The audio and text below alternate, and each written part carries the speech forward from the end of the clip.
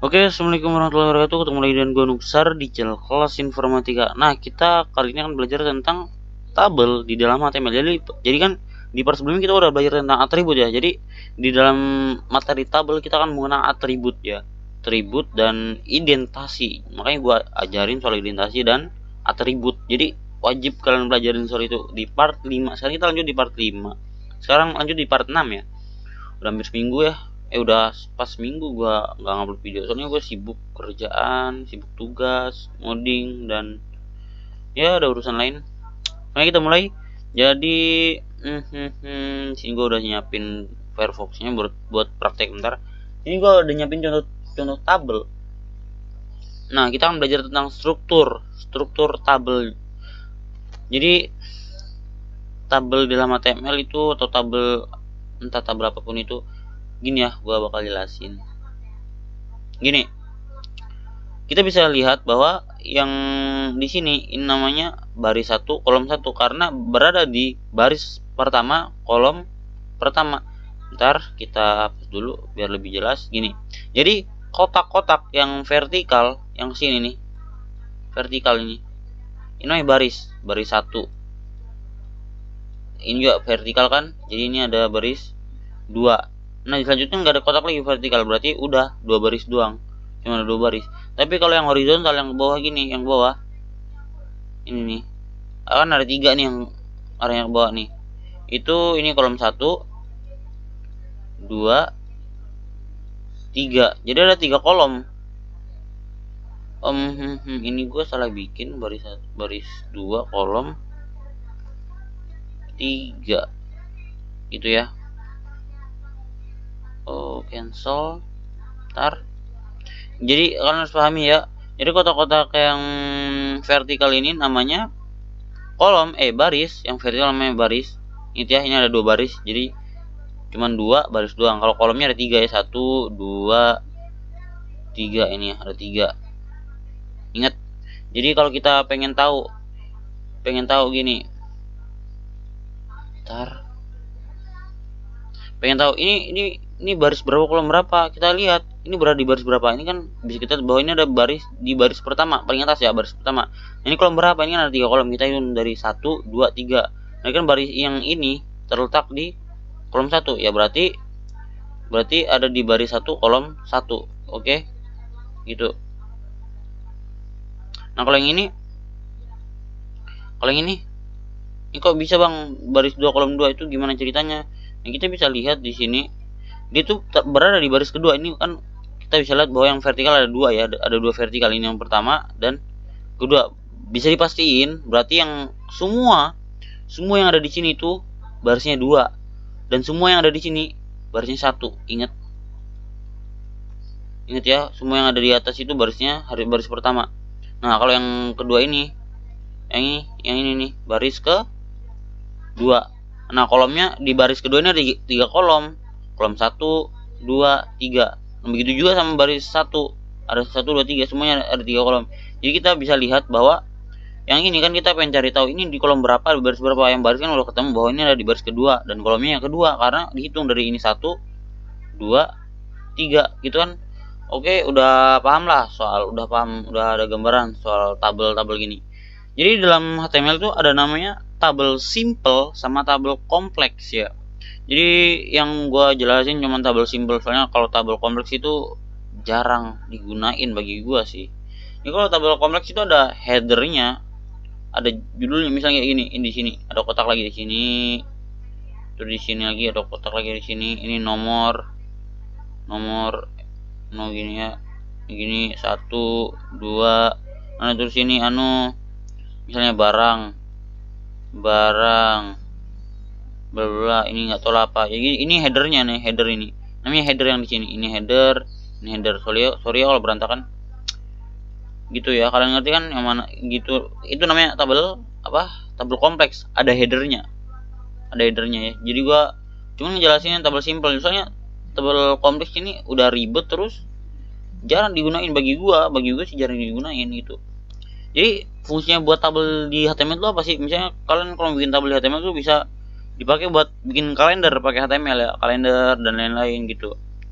Nah, langsung aja kita mulai. ngoding, menulis script HTML. Jadi kita ketikkan aja HTML terus tab, nanti titlenya belajar membuat tabel.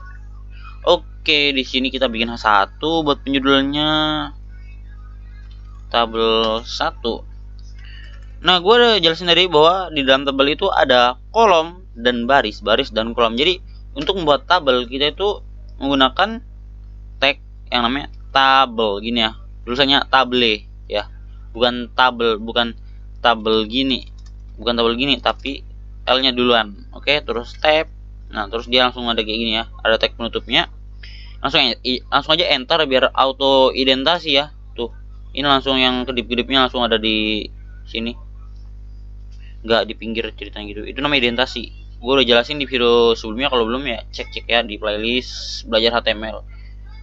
Nah, di dalam tag tabel ini kita akan membungkus suatu tag lagi yang namanya tr tab.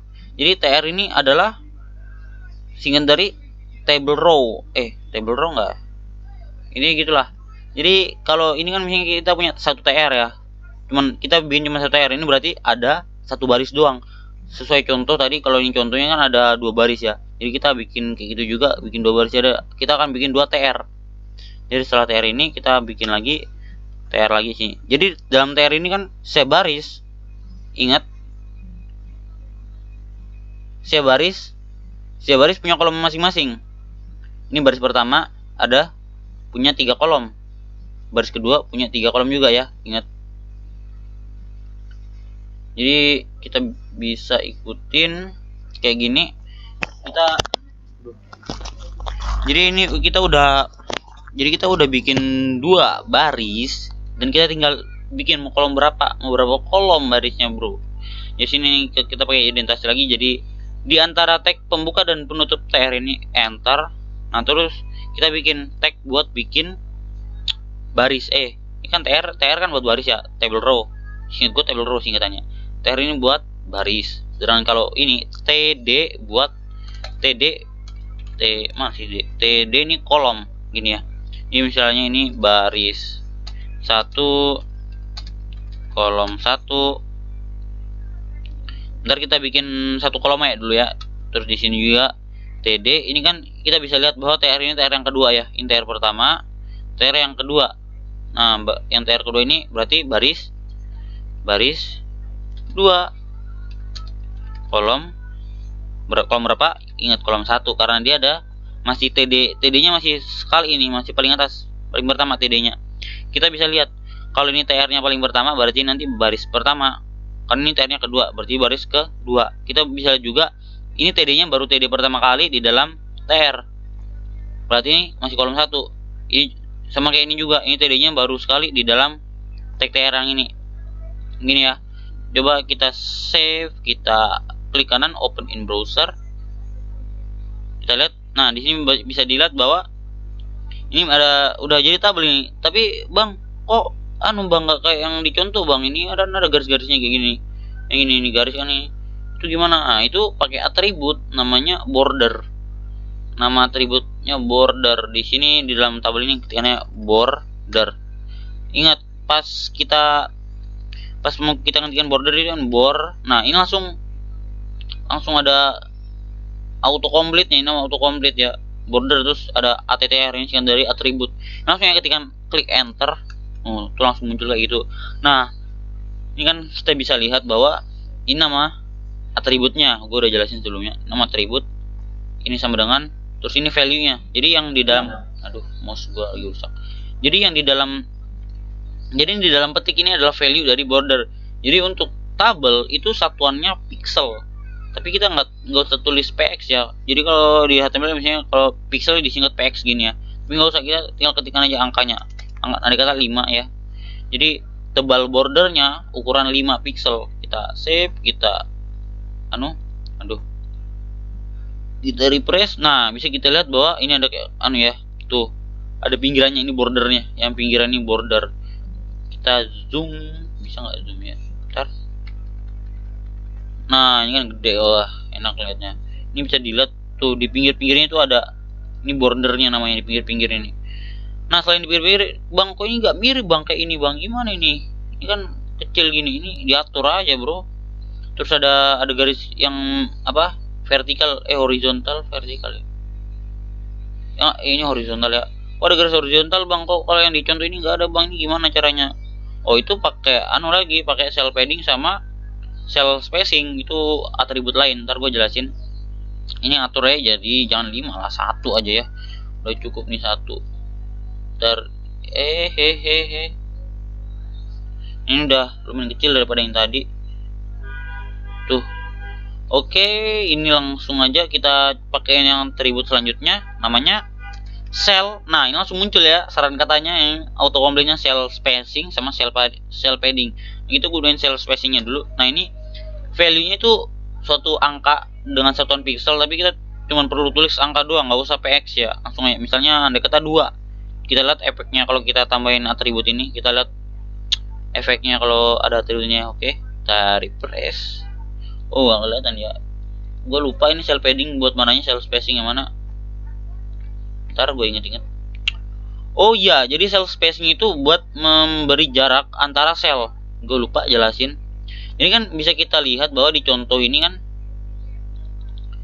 ada banyak kotak ya. Bisa ada banyak kotak, ini kotak, ini kotak, ini kotak, ini kotak. Aduh, gua nyoret-nyoret sembarang lagi. Ini kotak gitu ya. Jadi ini setiap kotak itu namanya sel. Ini kan misalnya kalau ini namanya satu tabel, tapi kalau yang per kotak ini namanya sel ya, sel. Jadi kalau kita gunain atribut cell spacing itu akan mengatur jarak antara selnya. Ini kan ada sel 1, sel 2, sel 3, sel 4, bla bla ya. Ini jadi atau nyebutnya data pertama, data kedua, dan lain-lain. Ini akan membuat jarak jadi lebih terpisah, lebih jauh. Coba kita atur ke 10 biar lebih kelihatan efeknya. Kita refresh, tuh lebih jauh dia. Jadi baris pertama sama baris 2 itu menjauh. Nah sekarang kita atur menggunakan atribut cell padding ya. Cell paddingnya 5. Contoh kita tuh, oh anu dia. Oh iya gue lupa, astaga. Pantas saya dari tadi nggak muncul anu yang garis apa? Garis horizontalnya, karena kita cuma bikin satu kolom bro. TD cuma 1 ya, TD cuma 1. Jadi nggak kelihatan nih efeknya cell spacing sama cell padding, cuman cell spacingnya doang. Jadi memisahkan antara sel TR sama sel TR yang kedua ini, memisahkan. Cell paddingnya belum kelihatan. Kita bikin lagi kolom. Jadi di dalam TR kan ini kan TR yang ini kan itu baris pertama. Kita tambahin kolom TD tab, terus ini baris berapa? Ya baris pertama. Soalnya kenapa? Karena tag TD ini dibungkus oleh TR yang paling pertama. 1 kolom berapa? Kolom 2. Karena apa? Karena ini TD-nya adalah udah TD yang kedua di dalam tag TR yang pertama. Tag TR pertama ini kan membungkus tag 2 tag TD. Nah, tag TD ini ada apa namanya di urutan keberapa? Karena urutan kedua jadi kolom 2 gitu. Sekarang kita lanjut lagi yang ini, yang TR kedua, baris kedua ya. TD ini baris, ini kudu fokus ya, agak apa ya? Agak nguji pikiran. Ini baris kedua karena TR kedua. Kolom kedua karena TD-nya yang kedua. Oke, kita save, kita refresh. Nah, ini bisa kelihatan jarak-jaraknya ini. Tapi kenapa bang kok jadi kayak gini? Dia tuh apa ya? Luas banget ini. Ini bisa diatur di sel apa? Bordernya ini kita atur border kah? Oh enggak, cell paddingnya atur ke 1. Coba kita tes atur ke 1 biar kita bisa lihat efeknya sama-sama. Oh, kalau cell padding itu buat bentar, kok gua nggak berapa jelas lihat ya. Ganti 100 coba biar kelihatan lebih jelas lagi. Oh, dia bikin supaya ini punya ruangan yang luas, yang kotak ini, yang satu sel ini punya ruangan yang luas banget tuh. Jadi cell padding untuk ngatur berapa luasnya per sel. Ingat ya, sel itu kotak ini, satu kotak ini namanya sel. Ini namanya sel ya, kotak ini, yang kotak ini. Jadi itu kan mengatur luas per sel. Jadi ini atur yang kelima aja, ini gue usah diatur lah, cell padding gue usah pakai aja ya biar 5. Terus cell spacingnya itu coba kita ubah jadi 1, apa jadinya? Kita refresh. Ntar ini ubah jadi 100 biar kelihatan lagi. Gue lupa soalnya jarang make. Oh, gue ngerti. Aduh. Jadi cell spacing dia kan ngatur ininya nih, yang garis-garis ini nih, garis pemisah antar sel. Dia akan mengatur berapa besar garis pemisah karena tebal banget, jadi sampai kayak gini kelihatannya ya. Ini garis pemisahnya.